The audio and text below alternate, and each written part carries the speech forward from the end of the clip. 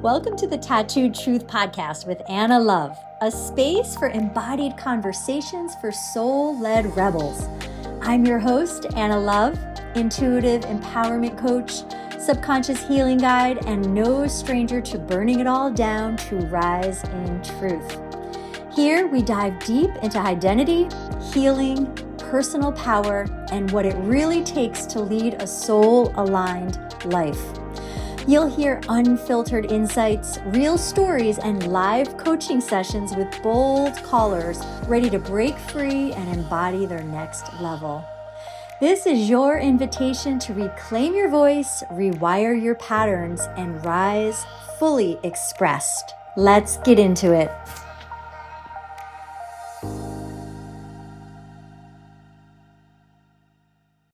Welcome to the Tattooed Truth Podcast. I am Anna Love. I am so happy to be here today. So we are jumping into part 2 of how I created a multi-million-dollar business with no plan. Now, in the first podcast, I'd love for you to go back to listen to it if you have not. We talked about the invisible beginning, me without a plan, me with just purpose and passion. How I started my multi-million-dollar company, Tiny Chefs, from my classroom. And the things that I dealt with in the beginning, the fear, a little bit of uncertainty, the identity shift that I had to come into in order to become this business owner, because I did not start out saying, oh, I'm going to start a new business. It just happened upon, it fell in my lap because I was living life to my fullest anyway. So I was already teaching kids, which was one of my big passions. And I ended up joining forces with the school to create an after-school enrichment program. And teaching kids how to cook was another passion of mine. So it was two things came together to create something that people needed. There weren't too many companies out there teaching kids to cook, especially after school. So that's what I did. But when you build the business from nothing, it is going to create some sort of discomfort in you because you're doing something different, right?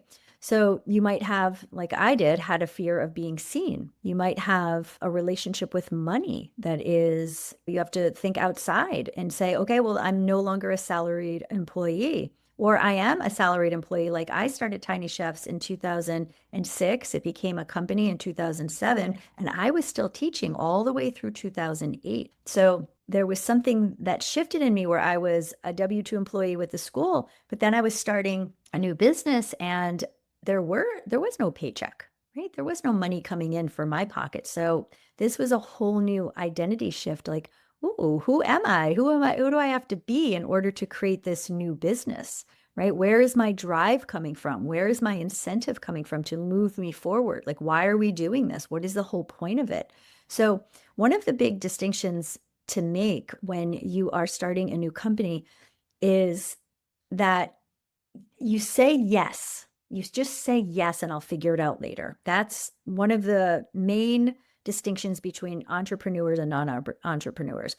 As an entrepreneur, you are saying yes to things and then you are figuring it out. And that's what I did. I did that and it felt really good for me, actually. It felt like I was a little bit of edgy and a little bit of curiosity and a little bit of like, I see the big picture and I can see things working out in my favor. And I really did focus on the possibilities, not all of the things that could get in my way and the objections. And there were some people in my life, namely my dad, and we have different values, right? He values certainty and he does not take risks. And he thinks very much in a way that's going to always create safety. And I am definitely a little bit different than that. So I trust my intuition over my logic sometimes, and I let my intuition lead me. And so I am the girl who's going to say yes because I can see the big picture. And that's just what made it happen for me, right? I kept moving forward and forward and forward, even without other people cheering me on. And there were some people who were cheering me on, but there were others who were dealing with their feelings and their emotions and their logical brain telling them that I shouldn't do this because XYZ. And I just said, I'm going to shut that down because that's not my story. So that can be your story. That's not my story. And I just created space between myself and those people.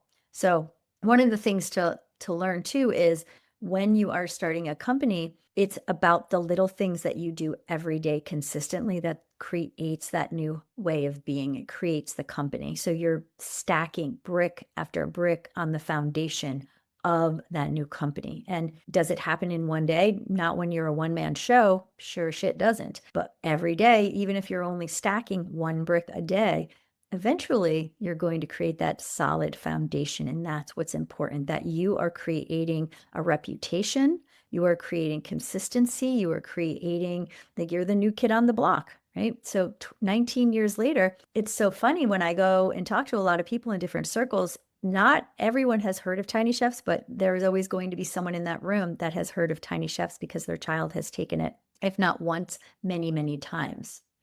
So those are the things that a little bit of a recap of part one. But part two here today, we are going to talk about when the business began to grow and grow and grow. And I started coming into a new version of me, even more so than the one that I stepped into in the beginning of the business. But as things grew, I had to start trusting myself to be able to lead people and lead the company in a new direction. So when you are doing everything yourself, obviously you are doing everything yourself. But when you are starting to bring people on, you have to trust yourself to be able to lead those people, and you have to be able to trust the people. You have to be able to hand the reins over. This is your baby. You're handing the reins over to someone who you have trained. I remember the first time that I allowed one of my instructors to do a birthday party without me there. I was like a nervous wreck. I was like, oh, I trusted her so much though, because we had worked together a number of times and I felt that I could allow her to go out and do that. But I remember it was like handing over my newborn baby to a new babysitter. It felt that way. So there's more responsibility, there's more decision making, a lot more goes into really trusting yourself and your intuition. And I struggled with this for a bit. There was a bit of a struggle because some people that came into my company weren't coming in truthfully. They weren't showing me their true colors. So they might have been sitting across from me at an interview, but really they were secretly trying to just pump me of information, work for the company so that they can go start a brand just like mine, right? So if I've come across in the world lots of different websites that look almost identical to mine. Like they copy and pasted my words from my website and created a website for kids cooking. It's insane how this happens. And there were businesses that we worked with that weren't so kind to me when we were working together.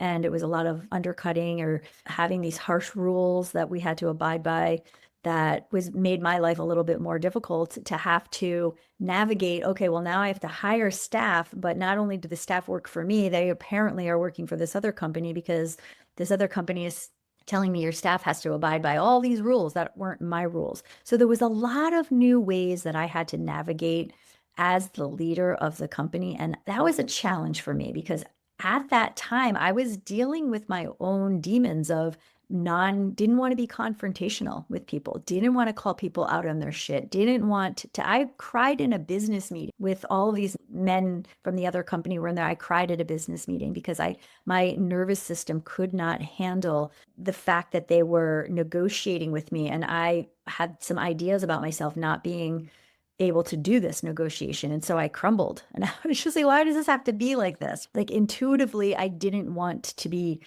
sitting at that boardroom table and dealing with people who, quite honestly, didn't have my best intentions in mind. So when I felt that way, all of a sudden, I just wanted to escape. I wanted to run. So my nervous system was breaking down, right? I was in that like fight, flight, freeze move. So I will say that, coming into the new versions of myself, I've gone through a lot of deep diving into how can I fully support myself? How can I keep my nervous system regulated? How can I become a better leader and deal with things that need to be, directly spoken to? I had a person stealing from my company. I used to not look at receipts because the company was so small. I only had a handful of instructors and I trusted them. I mean, I trusted some of these people to maybe even one day come over and babysit my children, and then that never happened. But that same person turned around and was stealing from the company and putting things on the credit card. And I was like, this is crazy, right? So it expanded me for sure outside of my comfort zone. But I never let that take me down. And that is the important part is I went through the uncomfortableness, never allowing it to take me or the company down. So again, there's that pressure that I spoke of in part one that allowed me to expand out and create. In that expansion, you create the new level of you. You create the new version of you who is capable and competent to handle the pressure of what it looks like to lead other people, to talk with other organizations in a way that's conducive so that you are being supported and you are advocating for yourself and for your company, right? Because I used to be picture me, the teacher who was the people pleaser, who didn't like confrontation, who didn't like being seen, who didn't like using her voice, except I was fine to do it with kids in a classroom. But when I'm out, then you take this girl and now she has to lead a company. She is dealing with people who are trying to sabotage her company and take it from her, right? All kinds of situations went down. Not going to get into that story right now, but that actually happened too. Lots of new challenges come with the growth of being the leader of a company. So at first, I felt like it was very much survival mode at the beginning, just to get things moving, like just getting it done and really working 16-hour days. I remember in the very, very beginning years and for several years, I would work, sleep, eat tiny chefs, right? Because it was like, this is what you had to do to get it going. And I was okay with that at the time. I didn't have any kids. I was like, let's go. I went to the gym and that was all I did. I didn't watch TV. I didn't even know anything about personal development. So I wasn't really working on myself internally. I was just working off of who I was at that time. And like I said, I had to learn new things, how to delegate duties, how to be in meetings that didn't take me down. And, feeling worthy of it all and really like saying, yeah, I deserve to shine. This is look at me grow and look at me go. So part of the learning curve for me was being able to receive in all that I was becoming and all that Tiny Chefs was becoming. So that's important for you to know. And I think too, the relationship to money was big, right? So if you are unable to hold big amounts of money, you are not going to call them in. The universe isn't going to trust you with that money. So there was a point where the company, after 4 years, wasn't making a ton of money. And then I really remember saying, like, I have to, this is enough, enough playing house here, Anna. Let's get going. Let's bring in some real revenue. And then because I called it in, because I proclaimed, this is what we're doing, I'm ready for it, let's go, let's take it to the next level, all of a sudden I expanded out. I opened up my availability for worth and wealth to come in. And then it started to come in, it started to pour in, and we started to grow immediately. But this was before I knew anything about energetics. Okay, so what's so important about this story that I'm telling you right now is I was able to grow this company before I knew about energetics, before I had done anything with personal development and growth. I was living still on autopilot, still sleepwalking through life. If you know my story, and I'll tell it to you later, you can revisit some of the other podcasts that I've talked about. I was sleepwalking through life. I was living in a victim mentality. I was self-sabotaging left, right, and sideways, and I was still able to grow the company. Okay, so that's huge. So just picture wherever you are in life. I am a true believer that as long as you can see forward, right? See in those headlights right in front of you. If you're driving in a storm and there's the headlights on, I'm referring to something I talked about in part one. If you can see in front of you, you are going to be just fine. But what's really important is to really do that inner work. Okay, when you do that inner work, you're allowing yourself to expand out even further. Can I hold big amounts of money? That was one of the things. Can I lead a team? Can I lead an orientation? Can I lead a training seminar? Can I talk to people on the phone? right? Some of these things I had to grow into, I had to expand out into. So again, it's identity work, but releasing the version of you who started the company. As you grow, you're going to be different in 2 years, 3 years, 4 years, 5 years down the road. Okay. So looking at what version of you is showing up and what version of you is ready to let go and release that old limited version and stepping into a new, bigger version of you. Right. So being very, very present with who am I being and who do I see myself as being? Who do I need to be? What does she need to say? What does her energy need to be like? What does she need to dress like? What does she need to believe in? What does she value? And really writing a list of values. What do you value in a leader? What do you value as a business owner, as an entrepreneur? Right. And freedom. That's number one value for me. Transparency. That's another value for me because we have to be able to be free enough. And what does freedom mean to me? It may not mean something different to you, but freedom to me is being able to freely get up in the morning, intuitively feel, okay, what are we doing today? What needs to get done? I've got the freedom to do that. I'm not bogged down by this other thing. And if I am bogged down by this other thing, do I need to call in support? Do I need to create a position to help me?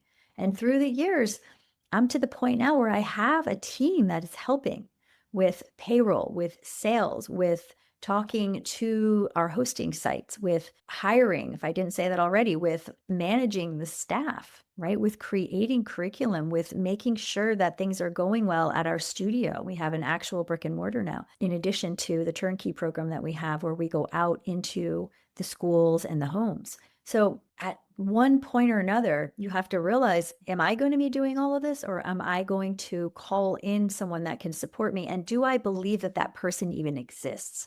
Right. So we have run into situations too where I believe one thing and then someone else on my team doesn't have that same belief. And we have a conflict right there. That's a values level conflict. That means I can see big picture and they can see the reasons why that won't work.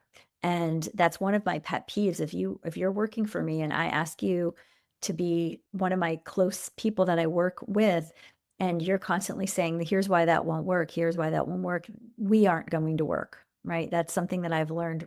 We are not going to work as a team. So these are just things that you learn as you go. And I'm here to kind of give you a little bit more support because I've already done it. So if you are creating something from nothing right now, just know that everything will shift from day to day. So just stack your successes from one day to the next, to the next, to the next. You are not failing. You don't need to run. You can walk slowly through your path. And you are creating something big. If you believe in it and you feel it, then trust yourself.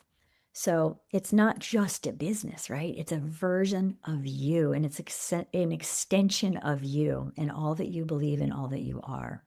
So allow that version of you to emerge. And if you need to do the inner work, look at what are my beliefs that are limiting me? What's getting in the way? What version of me is standing in the way of myself from being the version that I know will take me to higher places? Okay. So doing the inner work is something that I work with people on as well.